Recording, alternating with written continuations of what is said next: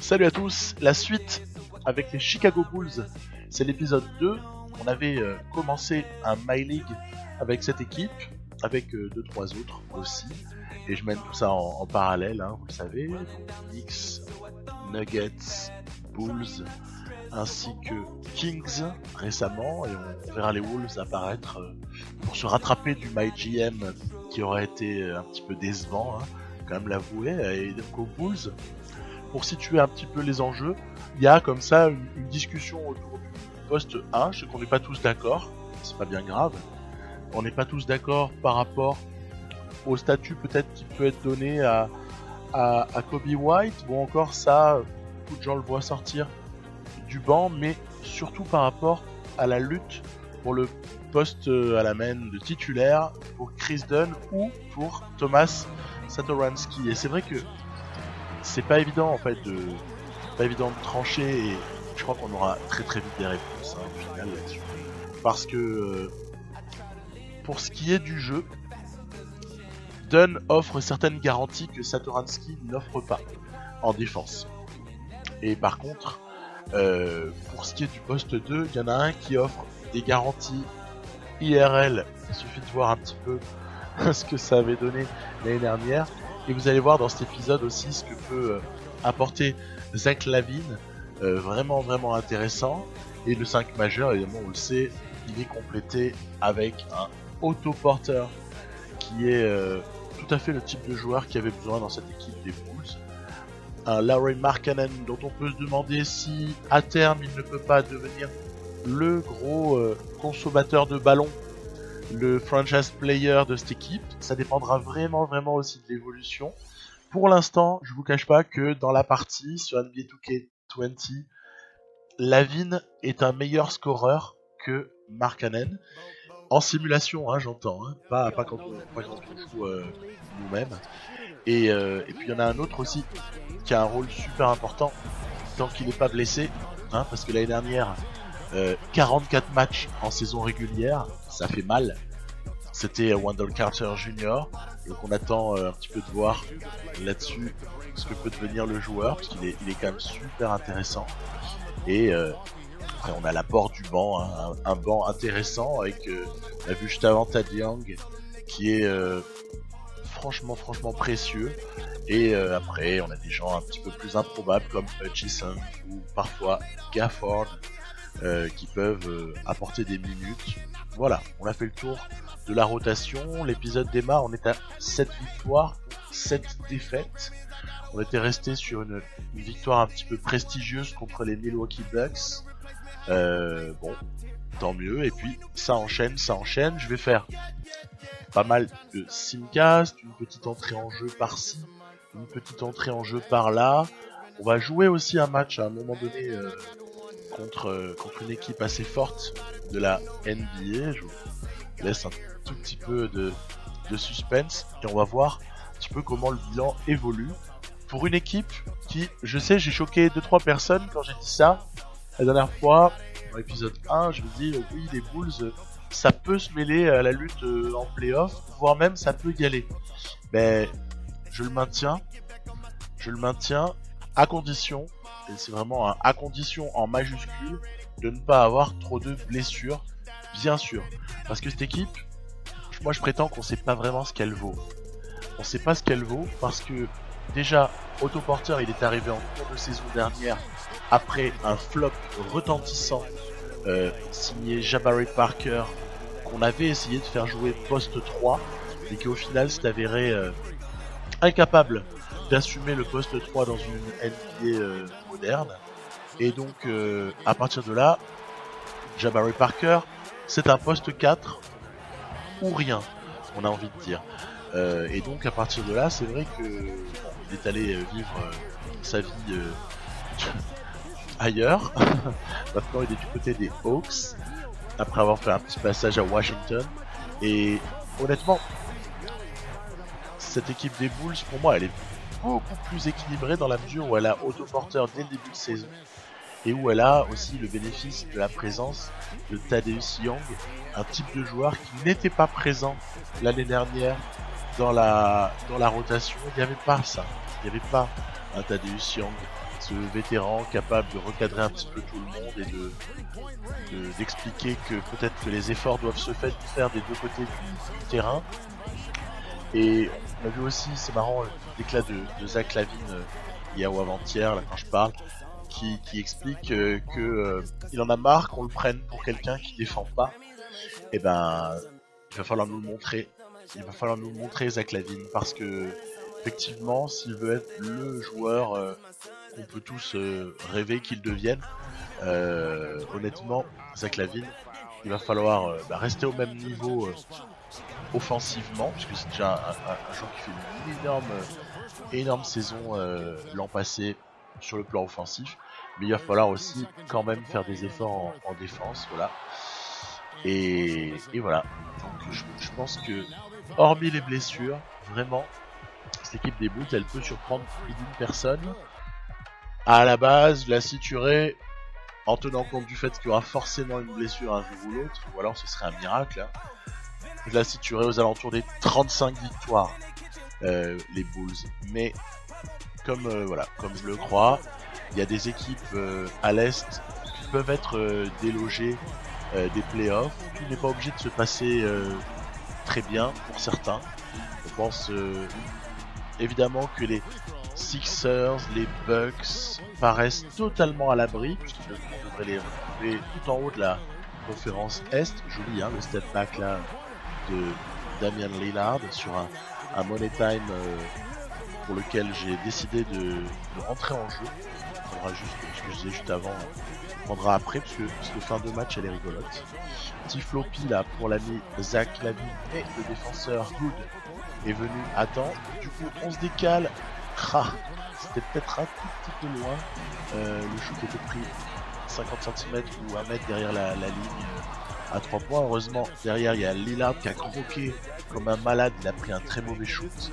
Ça nous permet de revenir dans le match. On est à 1 point, il reste 1 minute.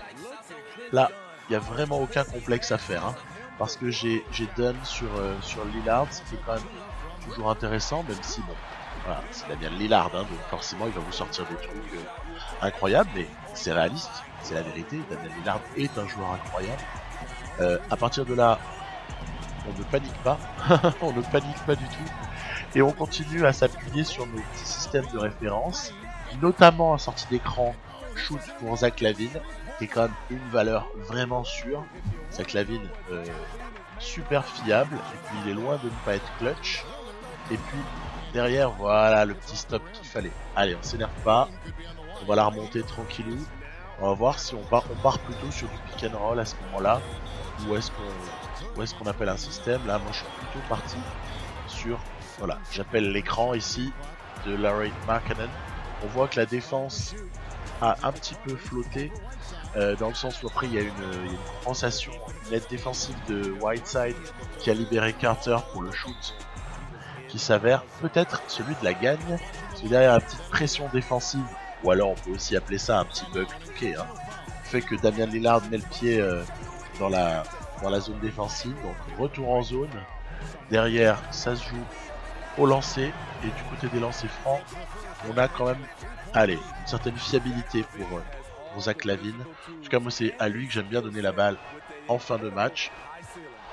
On pourrait donner à Markkanen, honnêtement, un très bon shooter aussi de lancer. Markkanen, a priori voilà, hein, sur le démarquage au moment de la remise en jeu, un arrière ira toujours plus vite qu'un ailier fort, et donc je préfère pas de prendre de risque sur l'interception. C'est pour ça que souvent je vais envoyer la balle au meneur ou au poste 2 qui est sur le terrain, surtout s'ils sont fiables au lancer. Donc pour reprendre le truc que je disais juste avant, autant les Bucks et les Sixers paraissent assez au-dessus de la conférence Est, autant ensuite on peut imaginer les Raptors qui viennent comme ça s'intercaler. Ça fait 3 déjà. On peut imaginer que les Nets prendront une bonne place à l'Est. Top 5, je verrai un peu un top 5 pour les Brooklyn Nets sans Kevin Durant. Donc on est déjà à 4 équipes.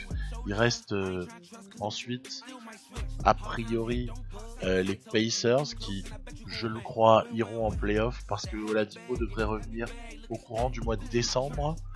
Et à ce moment-là, dès qu'il y aura un retour de Oladipo, c'est plus du tout la même équipe.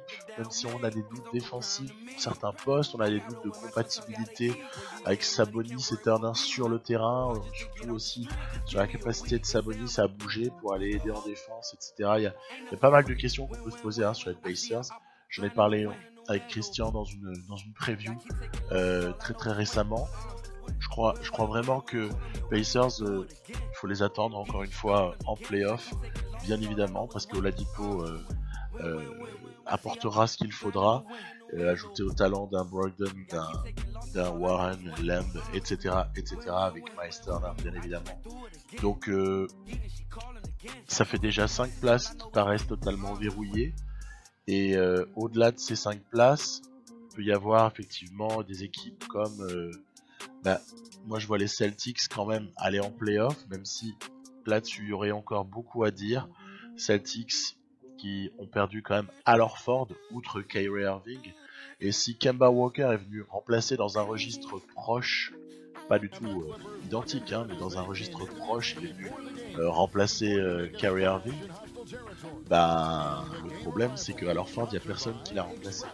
Alors soit il y a des mecs qui step up, type Robert Williams, ou aussi ce petit rookie post 4 Williams, c'est marrant, il y a 2 Williams, qui vient comme ça tout de suite prendre une place dans le 5 majeur ou dans la rotation du moins. Soit on va avoir du Tatum et du Hayward à de nombreux moments au poste 4. On sait que Brad Stevens il aime bien jouer avec un intérieur, 3 ailiers et un meneur.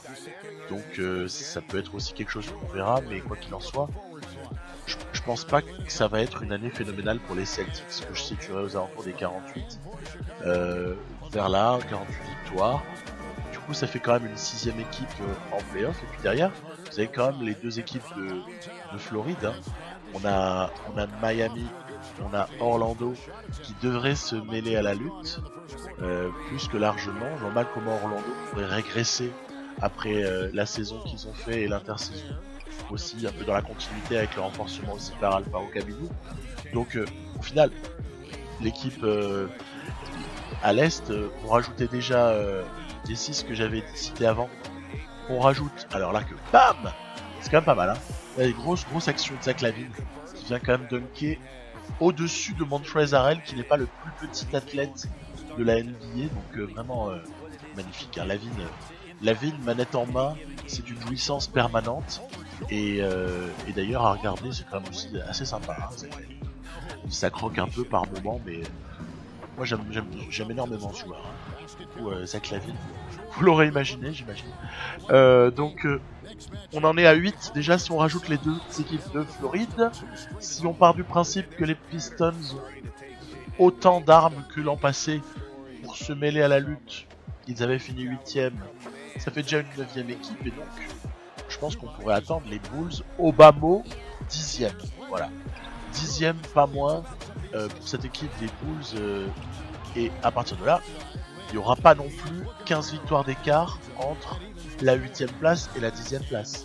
Donc voilà, je vous ai expliqué pourquoi j'osais pouvoir imaginer que les Bulls se mêlent à la lutte, au moins pendant une bonne partie de la saison, pour aller en playoff à l'Est. Voilà, j'ai développé, comme ça on peut en discuter après dans les commentaires. J'aime bien quand il y a comme ça des petites discussions. On a pris un éclat monumental en 3ème quart-temps. Regardez la shooting chart en 3ème quart-temps. C'est une tuerie.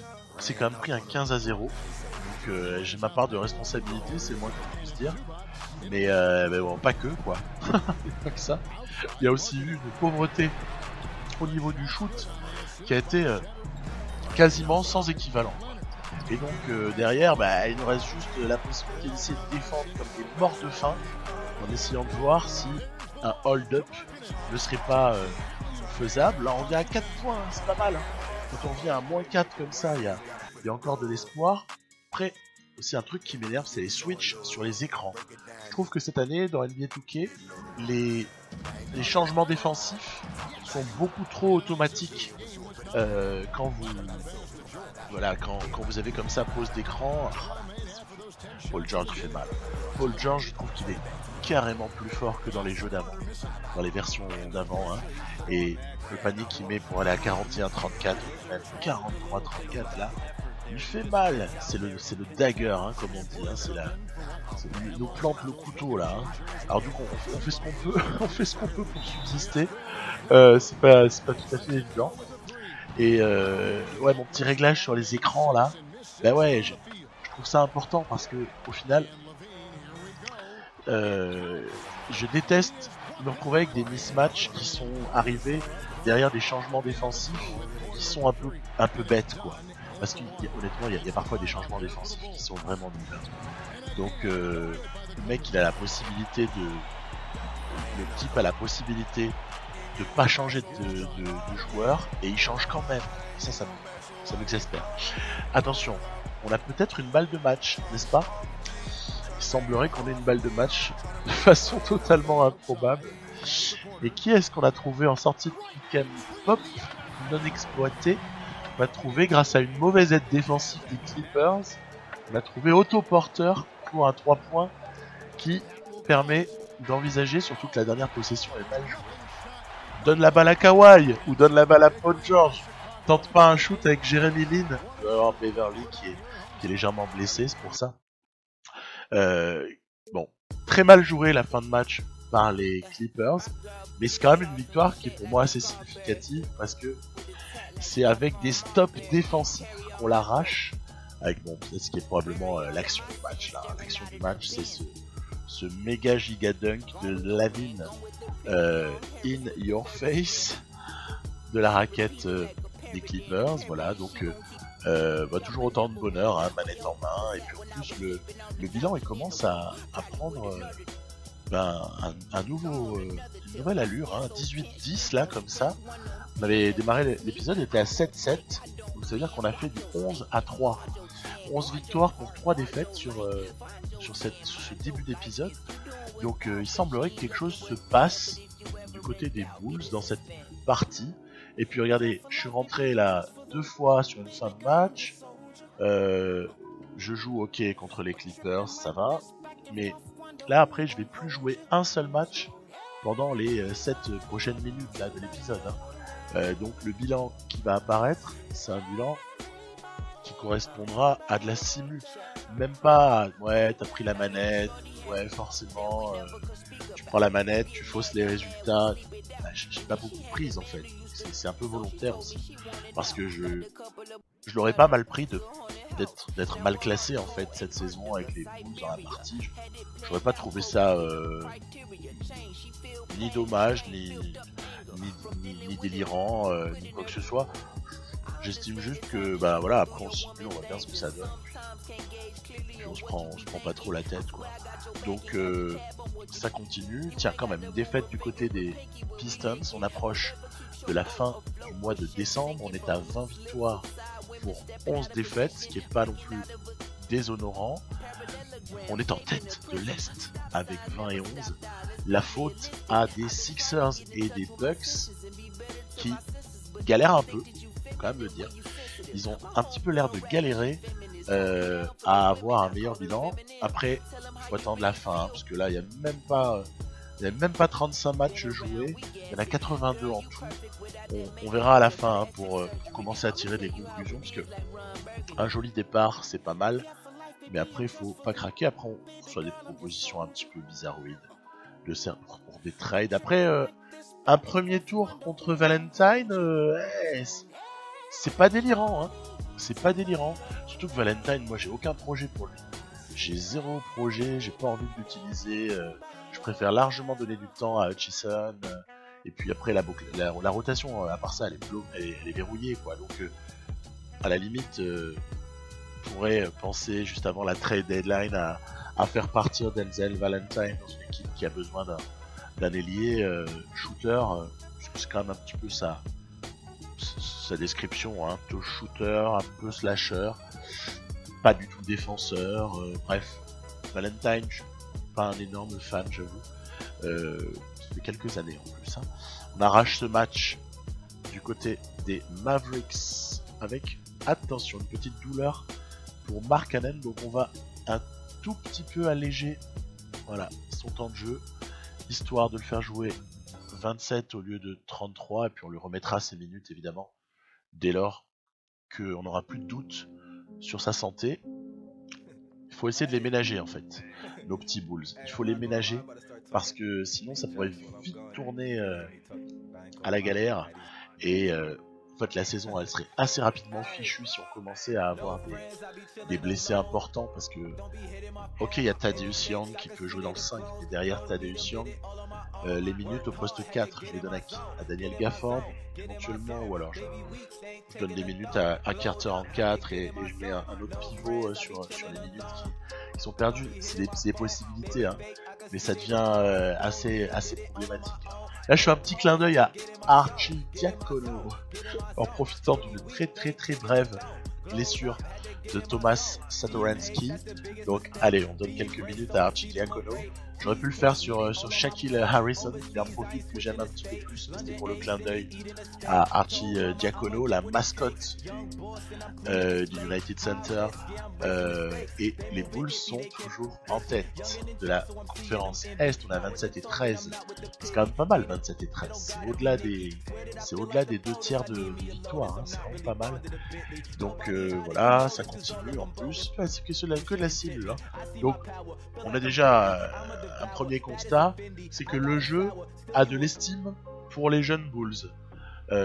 D'aucuns diraient ouais les Bulls ils sont cheatés. Écoutez, j'en sais rien, on verra à la fin. On verra à la fin s'ils sont cheatés ou pas. Et puis on tirera aussi des conclusions quand on aura eu 20 ou 30 matchs en NBA pour voir un petit peu où en est cette équipe. Est-ce qu'elle est vraiment ridicule ou est-ce qu'au final elle est pas du tout ridicule. Et bien tiens, on veut les réponses. On en a déjà une première. Wendell Carter, problème au genou.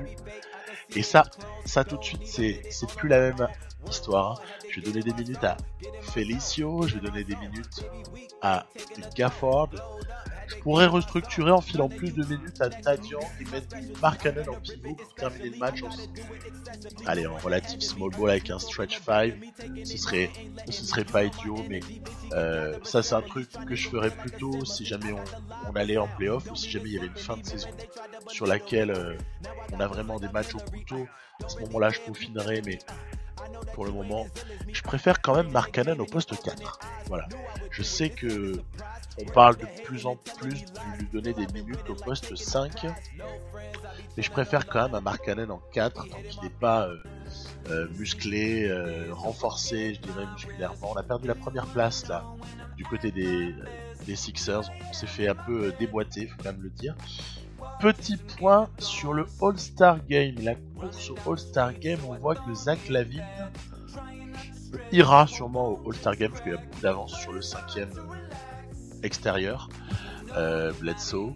Donc il ira. Après, toute la question encore, c'est de voir est-ce qu'il sera titulaire. Ce serait quand même couronnement d'une saison, regardez, sur laquelle en plus il a des stats vachement jolies quoi. 25 points à 51% au shoot.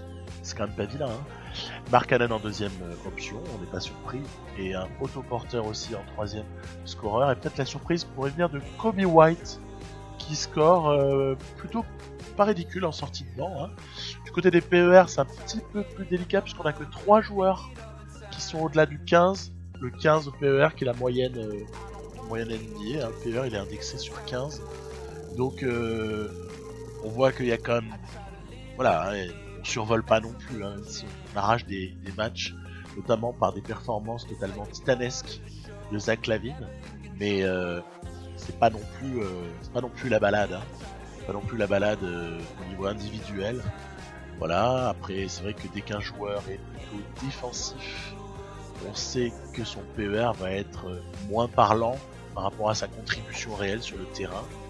C'est plutôt les joueurs offensifs ou les gens qui prennent beaucoup de rebonds qui vont avoir des bons PER. Donc cette stat avancée du PER, elle est un tout petit peu à prendre avec des pincettes par moment. Il faut aussi regarder, je pense, le box plus minus, on le regardera à un autre moment, hein, dans cette partie. Là on prend un peu une tôle, hein, contre les Cavs, mais en même temps c'était pas évident avec quelques joueurs un peu touchés physiquement. Vous avez vu VSP là, en fait moi je l'associerais à ce qu'on appelle le win share.